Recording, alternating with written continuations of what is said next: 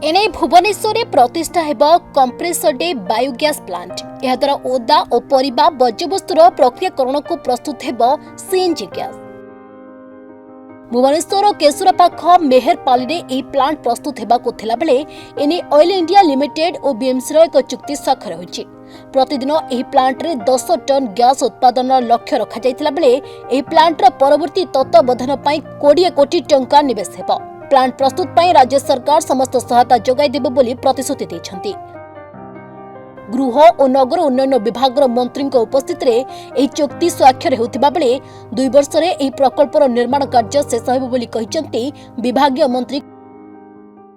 Oil India company आउ Bhubaneswar municipal corporation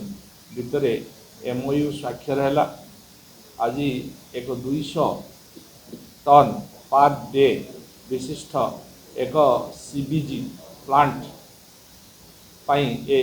MOU स्वाक्षरित होइछि। यह भुवनेश्वर जो सॉलिड वेस्ट अच्छी ताकू नहीं जो गैस तैयारी हेबो एवं ये गैस निश्चित भाव में भुवनेश्वर विभिन्न बस हो बा जड़नी भाव में ताकू यूज करी हेबो। ये निश्चित भाव में भुवनेश्वर वासी एक शुभ दिन एवं एठू जो खत ऑर्गेनिक खत बाहर से ऑर्गेनिक फार्मिंग यूज हो पारिबो। से ऑयल इंडिया कंपनी को दिखाई जो कंपनी की आगु तैल और गैस रे पारदर्शिता अच्छी तेणु ये 8 एकर जगह आम माननीय मुख्यमंत्री ओडिशा सरकार तांको 8 एकर जमी जोगई देबे एवं एठी 175 कोटी टंकार एक project Indian oil corporation oil India corporation करने को जाउछंती एवं आकु 2 वर्ष भितर संपूर्ण करिवार समय सीमा रही हे तो खूब जल्दी ताकू से संपूर्ण करेंगे जहाँकि आम बहुत उपयोगी हेबो एवं आगामी दिन में आम आहरी आशा रखीचु सॉलिड वेस्ट रु आम केमिति एठी वेस्ट टू एनर्जी निर्माण करि पारिबु जहाँ द्वारा कि भुवनेश्वर जो समस्या रही ता दूर हो पारिबो। जो आशा आम सरकार लोकंग सरकार मोहन माझी को सरकार जो बेटार भुवनेश्वर गठन करने आम जाऊँ सी बेटार भुवनेश्वर हो पारिबो ये आशा ये आकांक्षा नहीं कि आम कार्य करुचु। निश्चित भाव में आमर समस्त ऑफिसर्स माने आकु ध्यानपूर्वक ये कार्य लगी एवं ऑयल इंडिया कंपनी एथिरे स्वाक्षर आज करिसेंती। तेणु मु निश्चित भाव में से आमर ऑफिसर्स मानू एवं ऑयल इंडिया कंपनी समस्त ऑफिसर को मु धन्यवाद देउछि एवं आशा रखुछि खूब जल्दी ये निर्माण हेबो एवं लोकंकर सेवारे ये व्यवहार हो पारे। आमे मध्य आउरी 6टी सहर रे कटक बड़ बड़ जो कॉर्पोरेशन अच्छी कटक बरहमपुर राउरकेला एवं पुरी कोणार्क रे मध्य आकु करने को चाहूँ एवं अनुगुल सोनपुर रे मध्य ए प्रोजेक्ट हवापाई स्थिरीकृत होइछि एवं तांकु मध्य आमे गोटे मास भितर जमी जोगई देवार प्रक्रिया आरंभ करुचु। माननीय मुख्यमंत्री से एकदम ध्यान देउछंती यथाशीघ्र केमती आकु हेई पारिबो एवं समस्ते आ द्वारा उपकार पाई परिबे आउ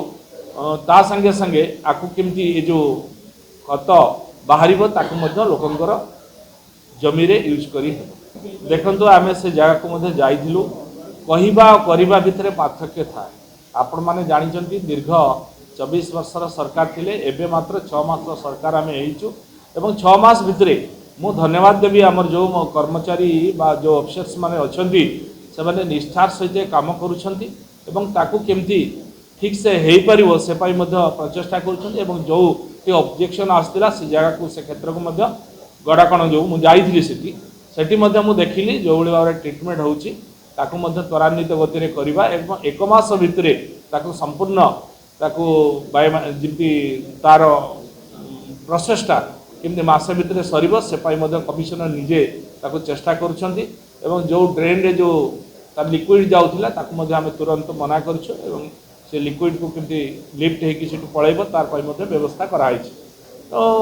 बाकी जो सेठी भी इंफ्रास्ट्रक्चर को अधिक डेवलप कराउछि खूब जल्दी तार केमती डेली प्रोसेस हो पारिबो।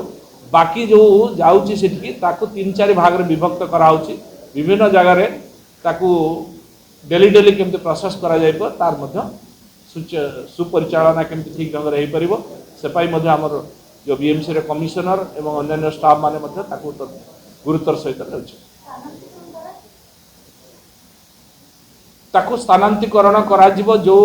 अधिक रु अधिक जाउथबा कारण गोटे जगह रे हेइ पनु तण ताकू दु तीन जगह रे विभक्त करा होछि एवं एठी डेली जोटा जिवो डेली ताकू प्रोसेस हे जिवो जो द्वारा कि जो स्मेल होछि कहउछंती से स्मेल आउ रहइबो नै तण गोटे मास भितर ये शेष हेबो एवं तापर जहा जिवो से डेली डेली प्रोसेस रे